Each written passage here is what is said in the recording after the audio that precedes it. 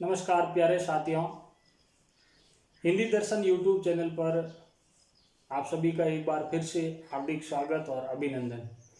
मैं भोमराज शरण क्षितिज पाठ्य पुस्तक का दूसरा अध्याय तुलसीदास और तुलसीदास कृत रामचरितमानस के बाल कांड से लिया गया लक्ष्मण परशुराम संवाद को लेकर आपके बीच में एक बार फिर से उपस्थित हुआ हूं, जिसके तीसरे अंश का आज हम भावार्थ देखने जा रहे हैं।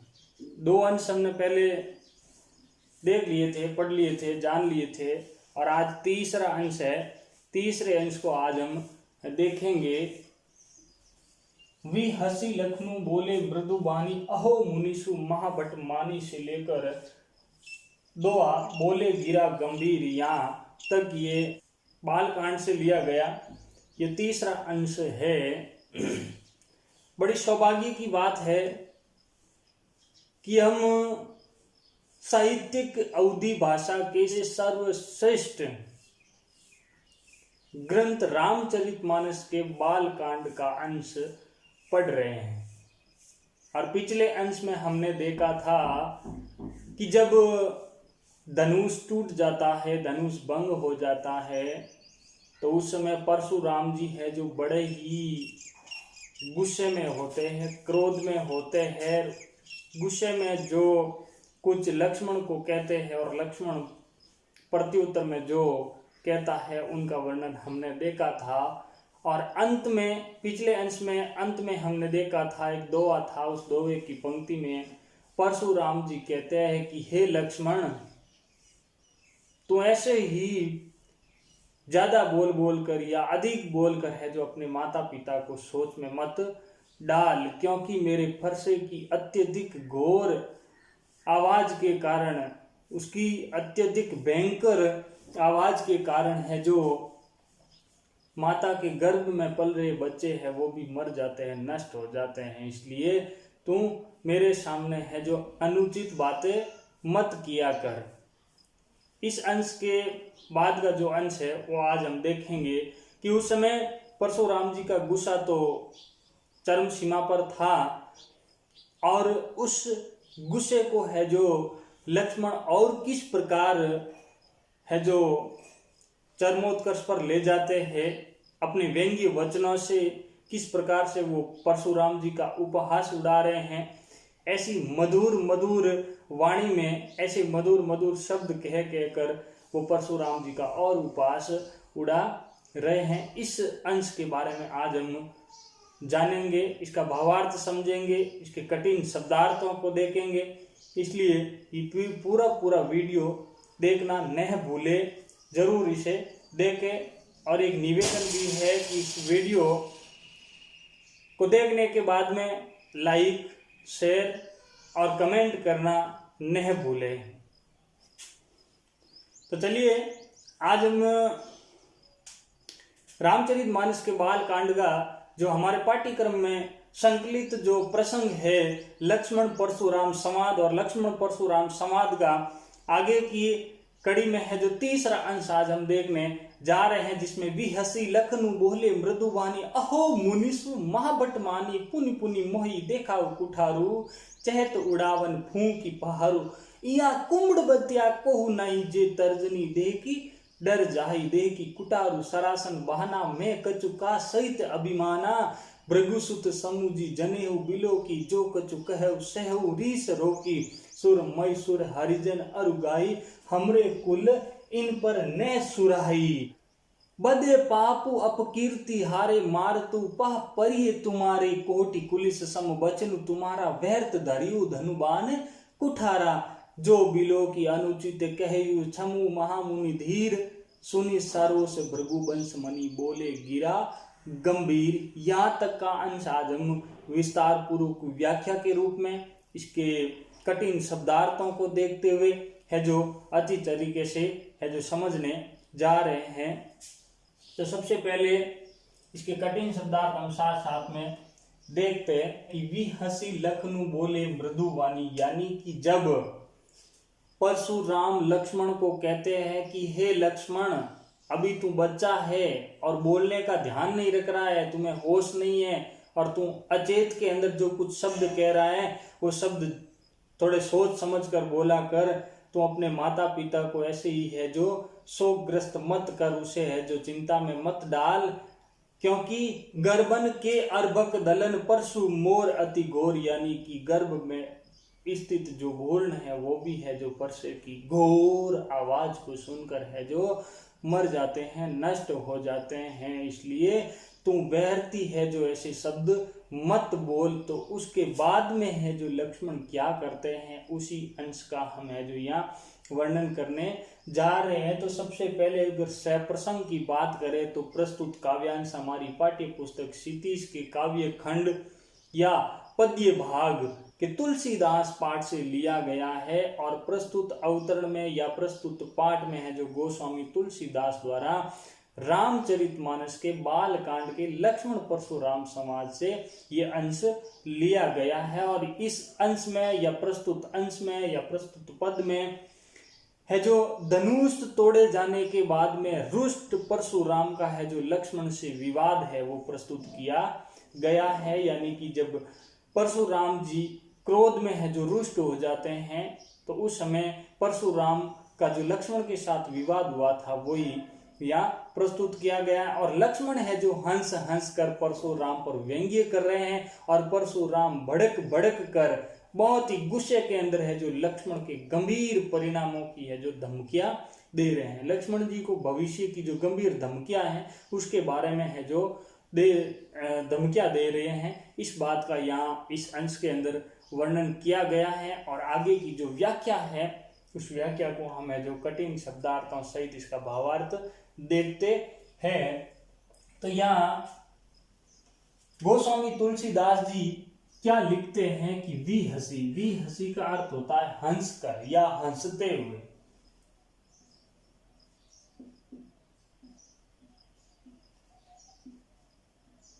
हंसकर। लखनु यानी लक्ष्मण बोले, मृदु यानी मधुर, या हम कह सकते हैं नम्र वाणी, मधुर या नम्र। और बानी यानी वाणी, बानी यानी वाणी। अहो ओहो, यानी ओहो। मुनीसु यानी कि महान मुनि, मुनियों के ही मुनि यानी मुनि धन ईश, मुनीस महान मुनि, हम कह सकते हैं महान मुनि। और महाभट्ट, महा का अर्थ होता है महान और भट्ट का अर्थ होता है योद्धा, यानी महाभट्ट यानी महान योद्धा। और मानी यानी मानते हैं या प्रसिद्ध मानते हैं, प्रसिद्ध भी कह सकते हैं इसे, या मानी यानी मानते हैं, मानी यानी मानते हैं। इस प्रकार से अगली पंक्ति का पुनि पुनि मोहि देखाऊ कुठारू, पुनि का अर्थ होता है बार बार, पुनि यानी बार बार, पुनि यानी बार बार, और मोहि यानी मुझे, देखा यानी देखाते हो, कुठारू का अर्थ होता है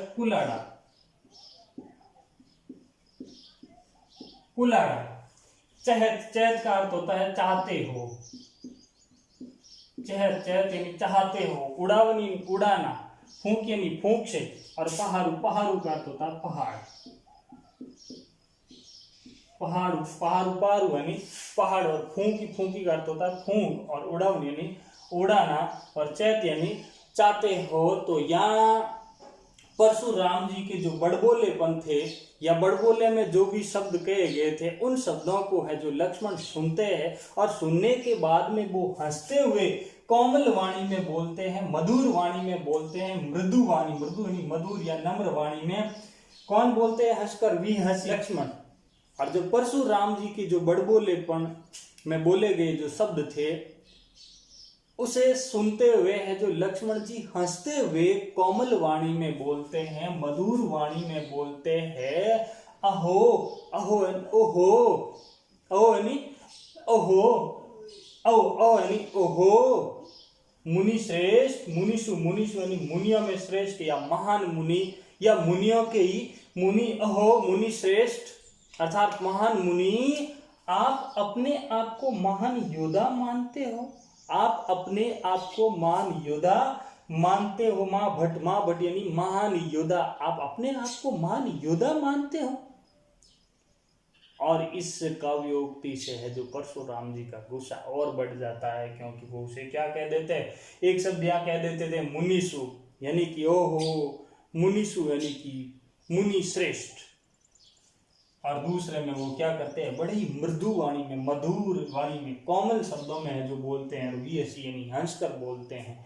तो इस प्रकार से लक्ष्मण है जो हंसते हुए है जो उसका प्रत्युत्तर देते हुए कोमल वाणी में, मधुर वाणी में कहते हैं कि अहो मुनि श्रेष्ठ, आप अपने आप को महान योद्धा मानते हो, इसलिए पुनि पुनि मोहि देखाओ कुठारू, और इसलिए आप क्या कर रहे हो, इसलिए आप बार बार मुझे है जो अपना कुल्हाड़ा दिखा रहे हो।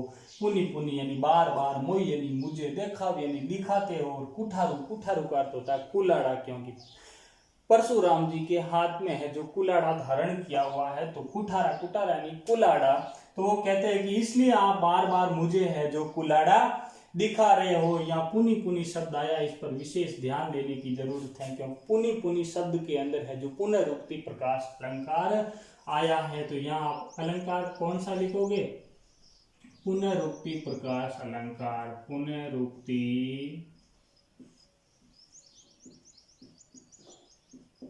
प्रकाश, पुनरुक्ति प्रकाश अलंकार है। पुनरुक्ति प्रकाश अलंकार कहाँ होता है कि जहां काव्योक्ति में एक ही शब्द बार बार आ जाता है लेकिन अर्थ में कोई परिवर्तन नहीं होता है, अर्थ में किसी प्रकार की विशेषता उत्पन्न नहीं होती है, वहां पुनरुक्ति प्रकाश अलंकार होता है। और अगर हम बात करें, एक अलंकार और भी है कि जहां शब्दों की आवृत्ति हो जाए, यानी कि जहां शब्द बार बार आ जाए, एक ही शब्द बार बार आ जाए और उसका यथा योग्य या अलग अलग प्रयोजन में उसका अर्थ अलग अलग हो, तो वहां यमक अलंकार होता है। लेकिन यहाँ पुनि पुनि शब्द का अर्थ एक ही है, और ये पुनि पुनि शब्द है जो काव्योक्ति में किसी प्रकार की विशेषता उत्पन्न नहीं कर रहा है, कोई विशेष अर्थ प्रकट नहीं कर रहा है, केवल ये चमत्कार पैदा करने के लिए ही शब्द आया हुआ है, इसलिए यहाँ पुनरुक्ति प्रकाश अलंकार ही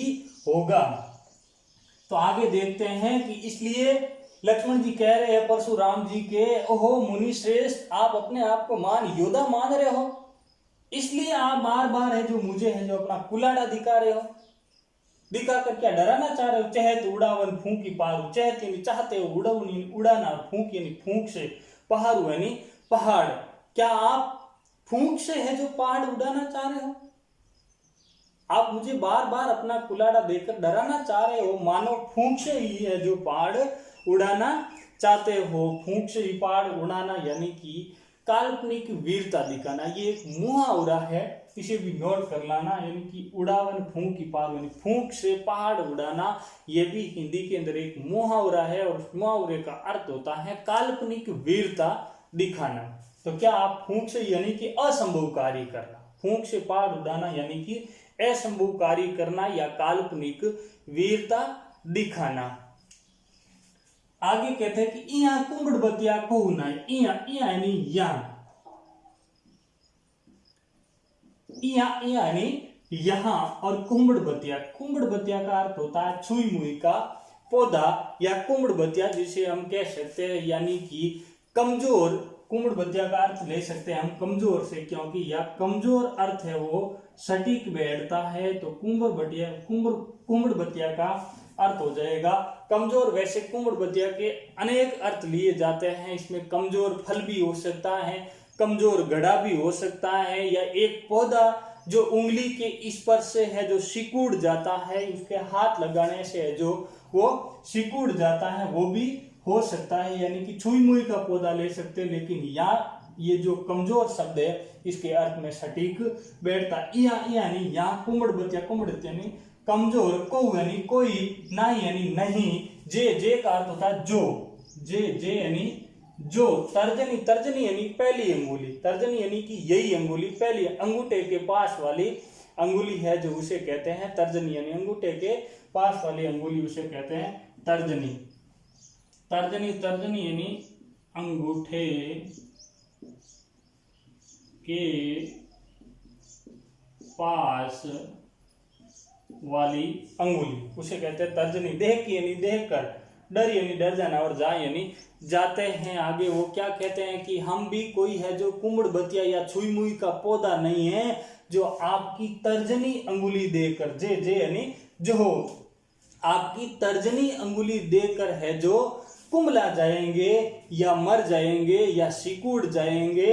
हम आपसे इस अंगुली को देकर है जो हम डरने वाले नहीं हैं। आप बार बार है जो ये अंगुली ऊपर करके मुझे डरा रहे हो, धमकियां दे रहे हो। हम कोई कुमड़ की बतिया नहीं है, या हम कोई कच्चा घड़ा नहीं है, या हम ऐसा कह सकते हैं कि हम कोई कमजोर नहीं है कि आप है जो बार बार आपकी तर्जनी उंगली दिखाकर है जो हमें कुमड़ाना चाहते हो या मारना चाहते हो या हमें डराना चाहते हैं। हम आपके इस गर्जन तर्जन से डरने वाले नहीं है। आप हमें जो बार बार है जो अपनी तर्जनी अंगुली ऊपर कर है जो डराने की कोशिश मत करना है मुनि श्रेष्ठ, आप हमें डराने की कोशिश मत करना, क्योंकि हम कोई कमजोर नहीं है, हम भी क्षत्रिय हैं, इसलिए हम डरने वाले नहीं हैं। आप कोई कमजोर समझ के है जो हमें बार बार ये अंगुली ऊपर करके डरा रहे हो, हम डर नहीं सकते हैं। आगे वो कहते हैं कि देह की कुठारु सरासन बहाना मेह कचुका सहित अभिमाना। देह की यानी देह कर, कुठारु यानी कुल्हाड़ा, कुठारु यानी ऊपर हमने अर्थ देखा था, कुठारु का अर्थ होता है कुल्हाड़ा। सरासन यानी सर का आसन, सरासन यानी सर का आसन, और सर का अर्थ होता है तीर, बाण यानी धनुष। सरासन यानी सर का आसन, यानी बाण का आसन को क्या होता है, धनुष होता है। तो सरासन यानी धनुष, और बहाना यानी बहान। यानी मैं, कछु यानी कुछ, कहा यानी कह दिया है, सहित यानी साथ में, अभिमाना यानी कि अभिमान में या घमंड में या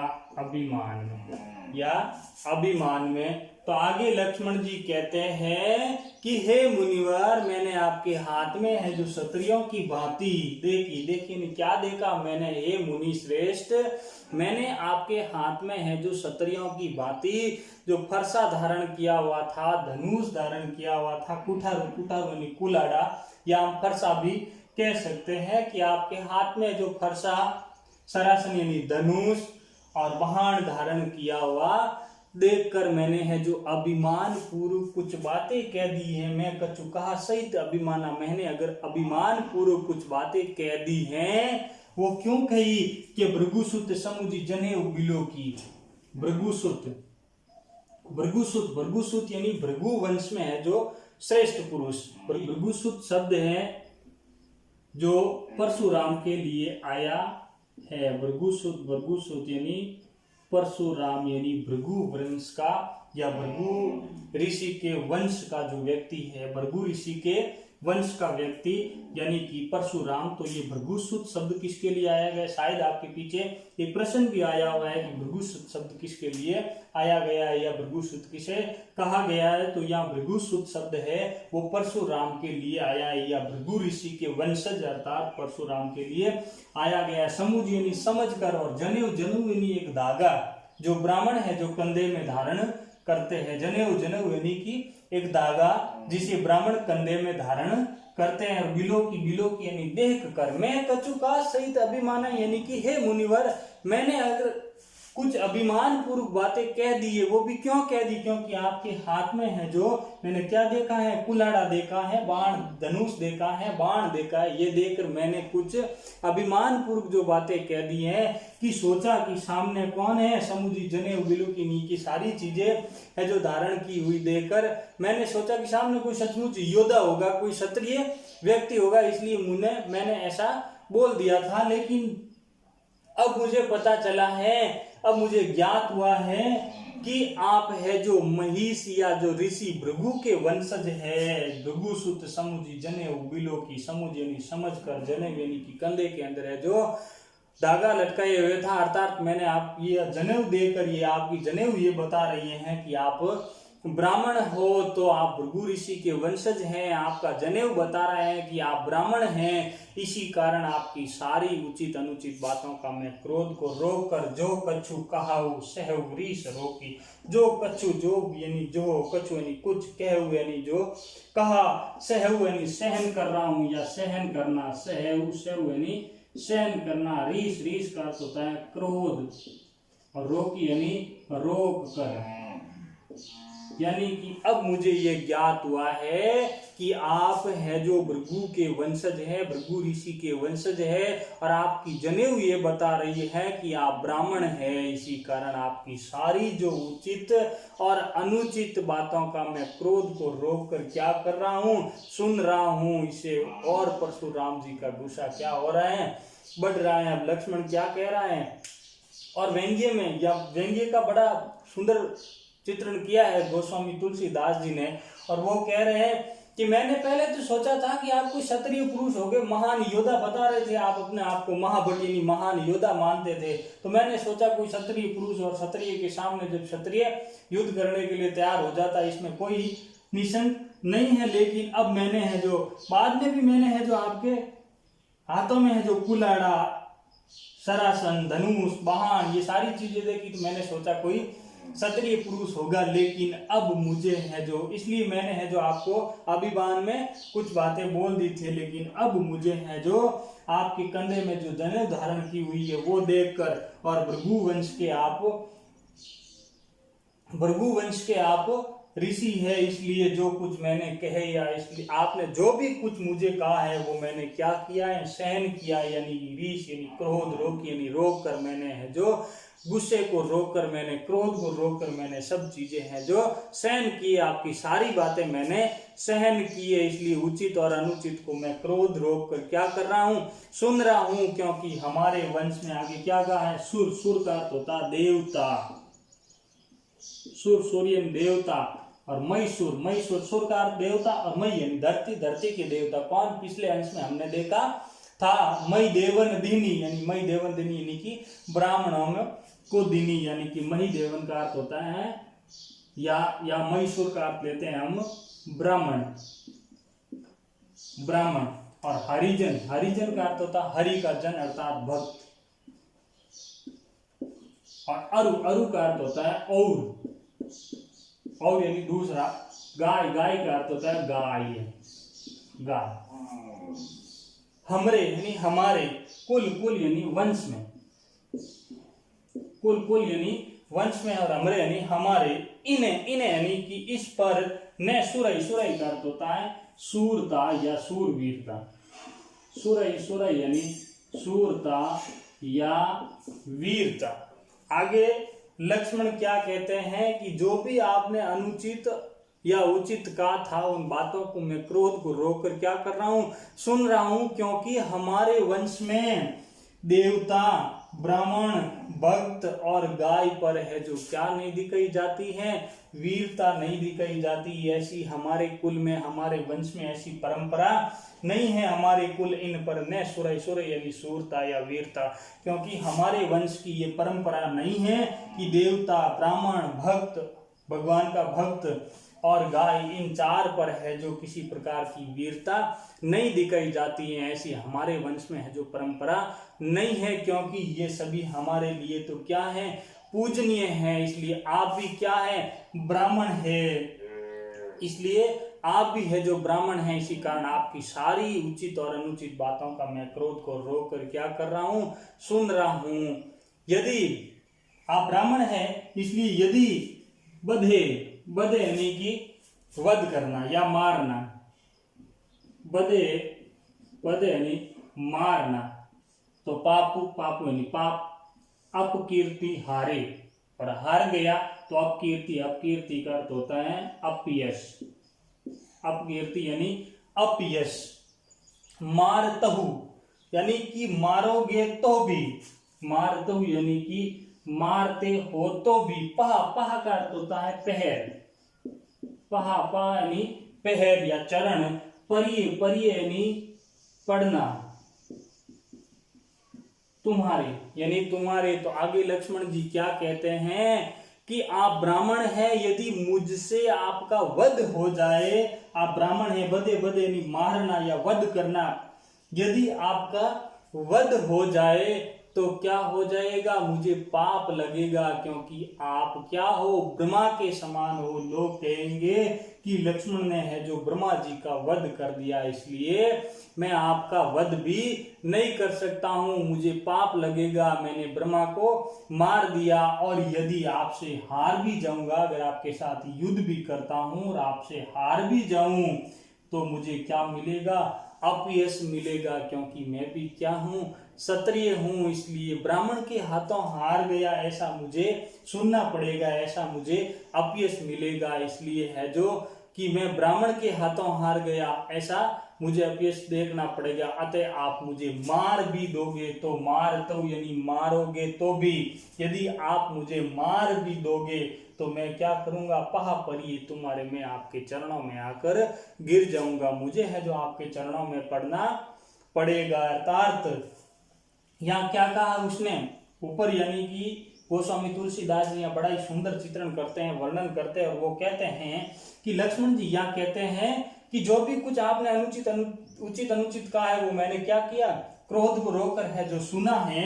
इसलिए सूर, महिषूर, हरिजन और गाय, यानी कि हमारे वंश के अंदर इन चार के ऊपर वीरता नहीं दिखाई जाती। ये आपके प्रश्न महत्वपूर्ण है बोर्ड की दृष्टि से, इसलिए ये चारों याद कर लेना। सूर, महिषूर, हरिजन और गाय, यानी कि देवता, ब्राह्मण, हरिजन और गाय, इन चारों के ऊपर है जो वीरता नहीं दिखाई जाती है। तो हमारे कुल इन्हें पर न सुरई, अर्थात हमारे वंश में है जो इन पर वीरता दिखाने की कोई परंपरा नहीं है। इसलिए आगे वो कहते हैं कि आप ब्राह्मण हो, और आप ब्राह्मण हो इसलिए मेरे हाथों से अगर वध भी हो गया तो मुझे क्या लगेगा, पाप, और अगर आपके हाथों में हार भी गया तो मुझे अपयश देखना पड़ेगा, अपयश झेलना पड़ेगा कि एक क्षत्रिय है जो ब्राह्मण के हाथों से हार गया, ब्राह्मण के सामने हार गए। इसलिए आप है जो मार तो उपह परिये तुम्हारी, यानी कि आप मुझे मारोगे तो भी मैं आपके चरणों में आकर ही गिरूंगा, आपके चरणों में ही पढ़ूंगा। परशुराम जी आपकी वाणी, आगे वो कहते हैं कि कोटि कुलिस सम वचन तुम्हारा, कोटि यानी कि करोड़ों, कोटि, कोटि यानी करोड़ों, कुलिस, कुलिस यानी कठोर या वज्र, सम यानी समान, वचन, वचन यानी वचन तुम्हारा, व्यर्थ, व्यर्थ यानी बेकार, व्यर्थ यानी बेकार, धरु यानी धारण करते हो, धरु, धरु यानी धारण करते हो,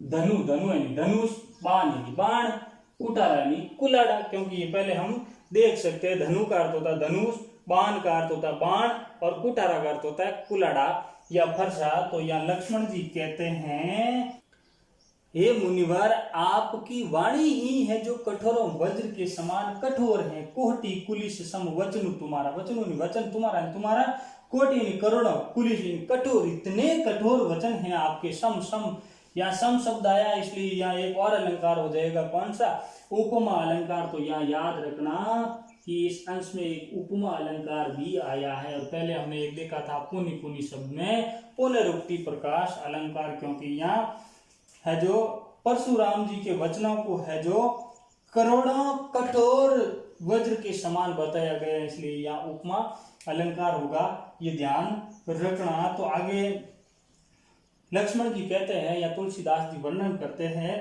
कि लक्ष्मण जी कहते हैं कि हे मुनिवर, हे परशुराम, आपके जो शब्द है, आपकी जो वाणी है, आपके जो वचन हैं, वो करोड़ों कुलिस यानी कि कठोर वज्र के समान है, इसलिए आप है जो ये सारी चीजें जो धारण की हुई हैं, ये जो धनुष है, ये जो बाण है, ये व्यर्थ में ही धारण कर रखे आपने, इसका धारण करने का कोई प्रयोजन नहीं है, इसलिए आपने ये सारी चीजें है जो व्यर्थ में ही धारण की। आपके इस वेश को देखकर तो मैंने सोचा कि कोई क्षत्रिय पुरुष होगा, लेकिन आपकी ये धारण करना सब क्या है, ये सारी चीजें व्यर्थ है। हे मुनिवर, आपके वेश को देखकर मैंने अगर अनुचित बातें कह दी है तो आप मुझे क्या कर दीजिए, क्षमा कर दीजिए। अगला दोहा बड़ा ही सुंदर चित्रण किया गया इसमें कि जो बिलो की अनुचित कहू, जो बिलो की यानी देह कर, अनुचित यानी कि अनुचित कहू यानी कह दिया है।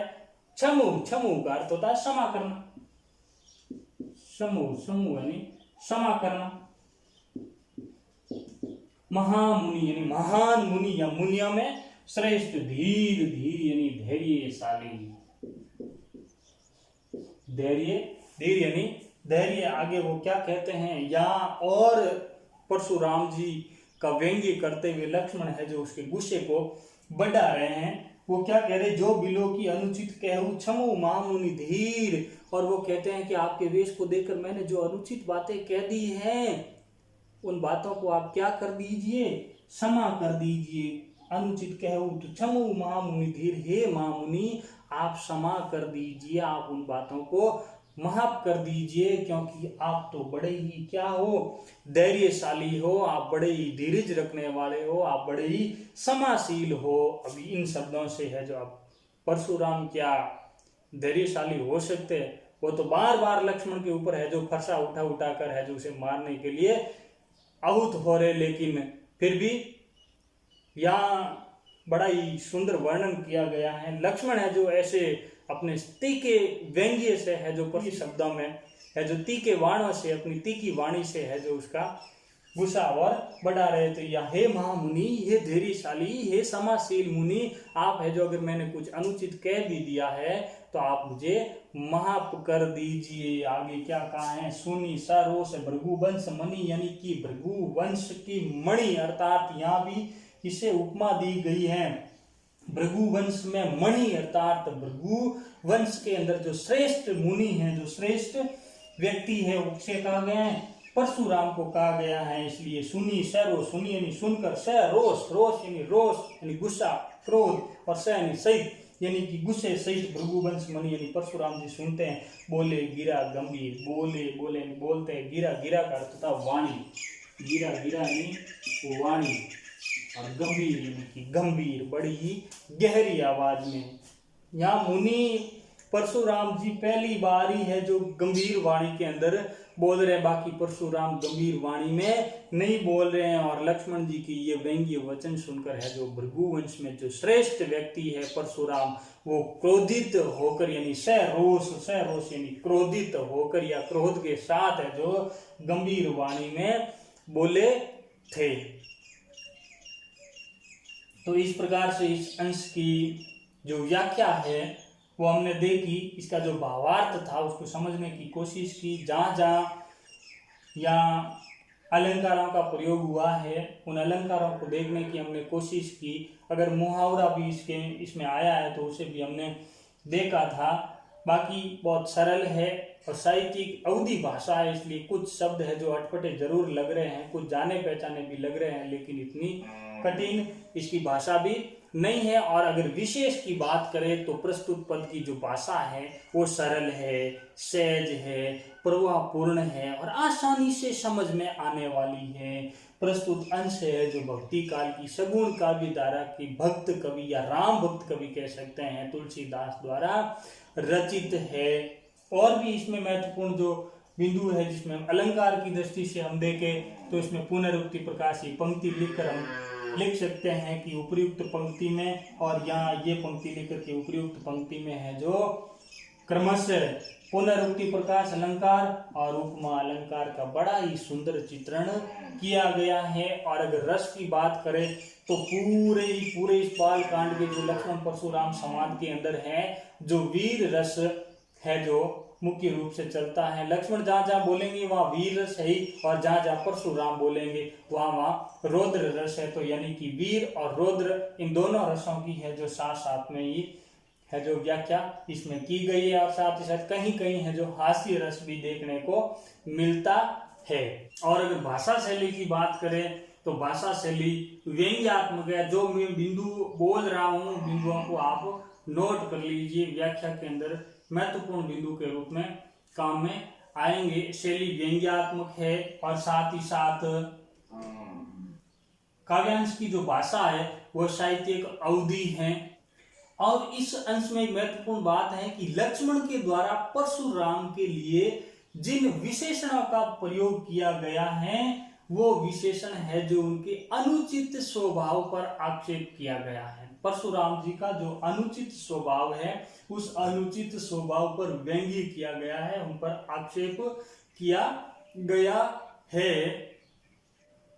और अगर छंद की बात करें तो प्रस्तुत अंश में जो दोहा और चौपाई छंद का प्रयोग हुआ है, क्योंकि ऊपर की चौपाइयां और नीचे का दोहा, तो इसमें दोहा और चौपाई छंद का प्रयोग हुआ है। और अगर इसके बाद में हम बात करें इस अलंकार की, तो यहाँ अनुप्रास अलंकार तो होना ही है, क्योंकि जहाँ अक्षर की आवृत्ति हो जाए या एक ही वर्ण जब एक से अनेक बार आ जाए तो वहाँ अनुप्रास अलंकार होता है। तो उपर्युक्त प्रसंग में अनुप्रास अलंकार, पुनरुक्ति प्रकाश अलंकार और उपमा अलंकार का बड़ा ही सुंदर चित्रण किया गया है। और इसी के साथ आज का अंश है जो यहाँ तक समाप्त होता है।